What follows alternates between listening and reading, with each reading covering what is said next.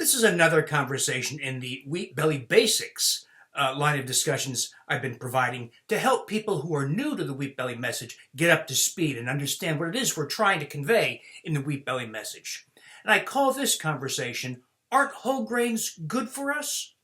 After all, that's what we've been told for the last 50 years, right? That whole grains prevent diabetes, make us thinner, prevent autoimmune diseases and heart disease, and make us live longer, right? And every official agency in the business of providing dietary advice, like the USDA, the U.S. Department of Health and Human Services through its U.S. Dietary Guidelines for Americans, the American Heart Association, the Academy of Nutrition and Dietetics, etc., all agree that whole grains are necessary and should be the cornerstone of a healthy diet. Where those arguments come from? Well, they came from studies that did this.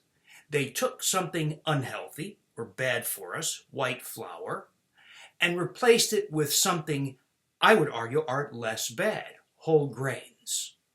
And there is an apparent benefit. You can't argue about that. That's true. When you replace white flour products with whole grains, you have less type 2 diabetes, less weight gain, less heart disease, less colon cancer. That's true. But what they did not show is that you have a dramatic reduction in any of those things or improvements in any of those things as compared to no grains. That's the key here. There are studies that show us that when you eliminate grains, type 2 diabetes reverses in many cases, or at least hemoglobin A1C, that measure of long-term blood sugar, drops dramatically. Autoimmune diseases recede or even completely resolve. Heart disease markers improve dramatically. In other words, the studies that were purported to prove that whole grains are, when consumed in ad lib amounts, is good for you, was a misinterpretation. And this is very common in the world of what's called observational epidemiology. That is, where people are simply asked, what did you eat this week? And you recount how much white flour, how much whole grains you have. And that was the very deeply flawed, incomplete science that led to the healthy whole grain argument. That was this very same study design, by the way, used to prove that Premarin, horse estrogens, were good for women. You may recall that about 30 years of Premarin prescriptions, and Premarin was the #1 most prescribed drug in the world for many years, prescription of horse estrogen was based on the observation that women who took Premarin had less endometrial cancer, less heart disease, less heart attack, less breast cancer, etc., compared to women who didn't take Premarin, based on observational epidemiology. Meaning, they would ask a woman, ma'am, do you take Premarin? Yes, I do. Or, no, I don't. Well, the problem is people who did take drugs like Premarin were different from the people who didn't take it, people who went to the doctor, people who were more likely to engage in health practices, etc. The real study would be something like this. I'm going to give you a pill, and I'm not going to tell you what it is, and I don't know either. We have a key to uncode what it is you're taking that will break open at the end of the study. That way, people can't be influenced by what they're taking, nor can the prescriber or the doctor influence the outcome. So those kinds of controlled, blinded studies were performed, like the Women's Health Initiative, and the exact opposite was found. Premarin causes excess heart attack, endometrial cancer, breast cancer, the exact opposite of what the observational epidemiology suggested. This has been true over and over and over in observational epidemiology, that the conclusions drawn by observational epidemiologic studies were disproven and proved to be absolutely wrong when the real studies were performed. So this is not new, yet it is the basis for the Eat More Healthy Whole Grain message. Now, yet another perspective on whether grains are good for us or not, whole grains or otherwise, is to watch what happens to primitive people when they are exposed to grains.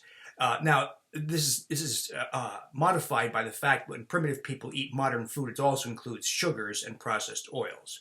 But what happens to people who are living wild hunter-gatherer lifestyles, like the Maasai or the matzahs, or the hadza, and other primitive cultures that were hunter-gatherers and didn't cultivate grains, didn't eat sugary foods except for wild fruit when it was seasonal, what happened to them?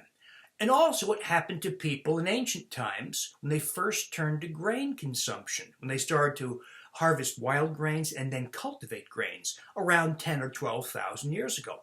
Well, in both those groups of people, in ancient times and in more modern times over the last several centuries, the same thing happened.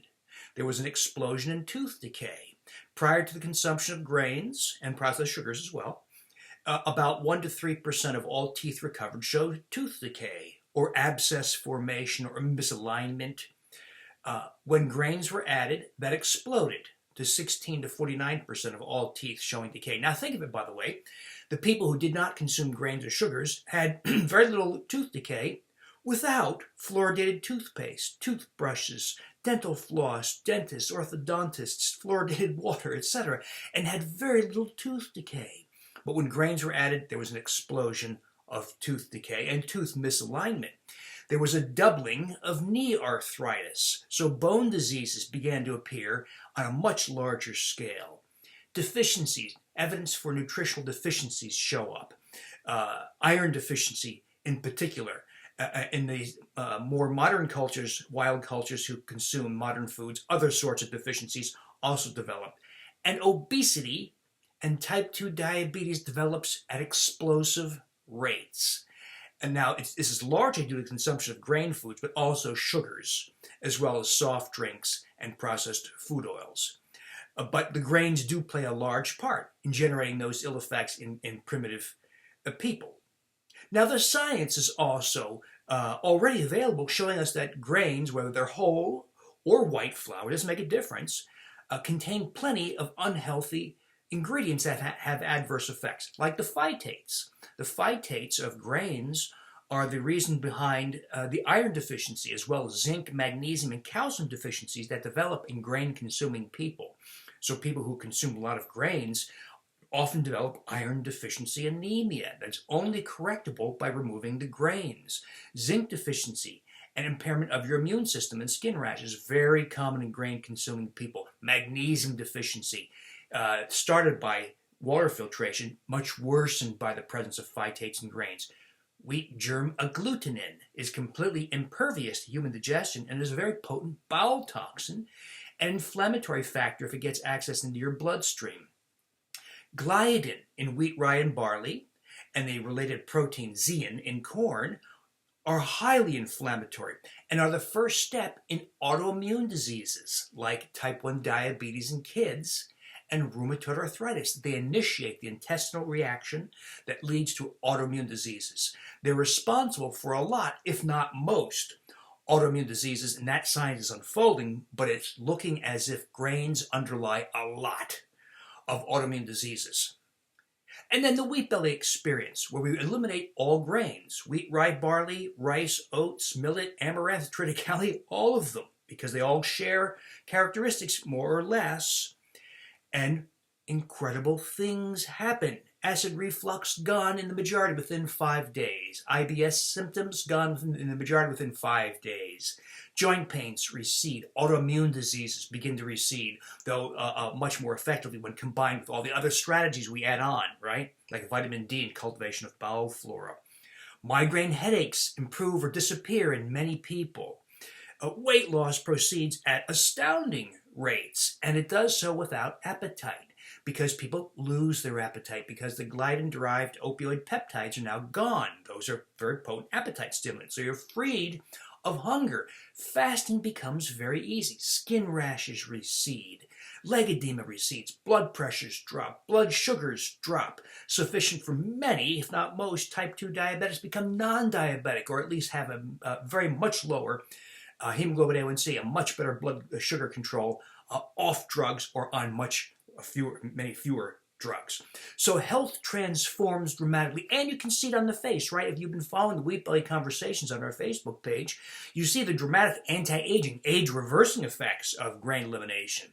So the world was misled by those awful observational epidemiological studies that were interpreted misinterpreted to mean that whole grains should be the cornerstone of diet.